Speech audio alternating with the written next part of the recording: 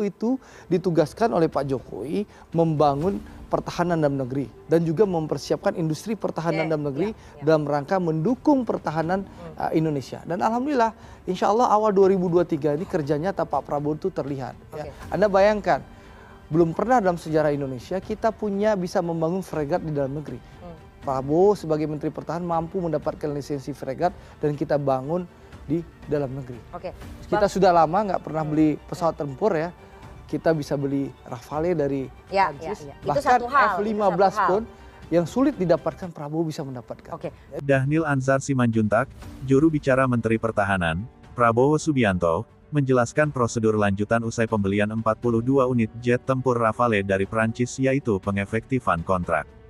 Kontrak pembelian ini akan efektif bila sudah ada pembayaran uang muka oleh Kementerian Keuangan yang dipimpin Menteri Keuangan Sri Mulyani Indrawati. Prosedurnya 3-6 bulan.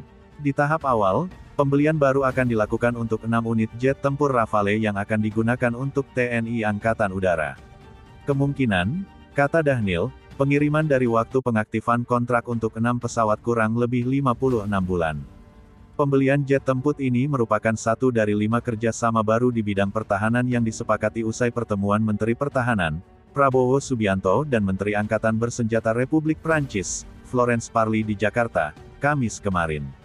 6 jet tempur ini dibeli dari perusahaan penerbangan Prancis, Dassault Aviation. Kesepakatan ini diteken oleh CE0 Dassault Aviation Eric Trappier dan Kepala Badan Sarana Pertahanan, Kementerian Pertahanan, Marsikal Muda TNI Yusuf Jauhari. Ini sebagai awal dari kontrak yang lebih besar untuk 36 pesawat tempur Rafale berikutnya, demikian keterangan tertulis Kementerian Pertahanan. Dalam kesepakatan ini, Prabowo menyampaikan Indonesia dan Prancis telah menjalin kerja sama pertahanan cukup lama sejak 1950. Saat ini, kata dia, status hubungan bilateral kedua negara di bidang pertahanan berada dalam status tertinggi. Sebab, kedua negara telah menandatangani persetujuan kerja sama pertahanan atau Defense Cooperation Agreement, DCA pada tanggal 28 Juni tahun 2021. Tentunya ini butuh ratifikasi dari parlemen kita untuk bisa dilaksanakan dengan baik, kata Prabowo. Kepala Dinas Penerangan TNI Angkatan Udara Marsikal Pertama Indan Gilang Buldansyah belum bersedia berkomentar lebih jauh terkait alasan utama pemilihan Rafale.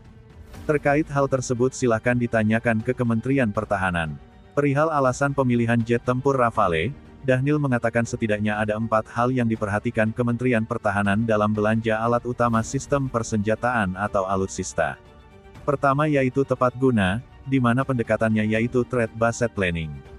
Instruksi Presiden Joko Widodo atau Jokowi, kata Dhanil, yaitu belanja alutsista harus didasari oleh kebutuhan, bukan keinginan.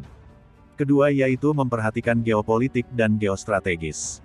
Indonesia, kata dia, berdaulat penuh memilih alutsista yang dibutuhkan berdasarkan pertimbangan-pertimbangan geopolitik dan geostrategis ini, untuk memastikan kepentingan nasional terjaga. Ketiga yaitu efisiensi. Prabowo, kata Dhanil, ingin memastikan alutsista yang terbaik untuk menjaga Indonesia ini disesuaikan dengan kapasitas keuangan. Lalu keempat yaitu alih teknologi. Dengan Perancis kita meningkatkan kerjasama industri pertahanan kita sampai pada upaya alih teknologi melalui industri-industri pertahanan kita.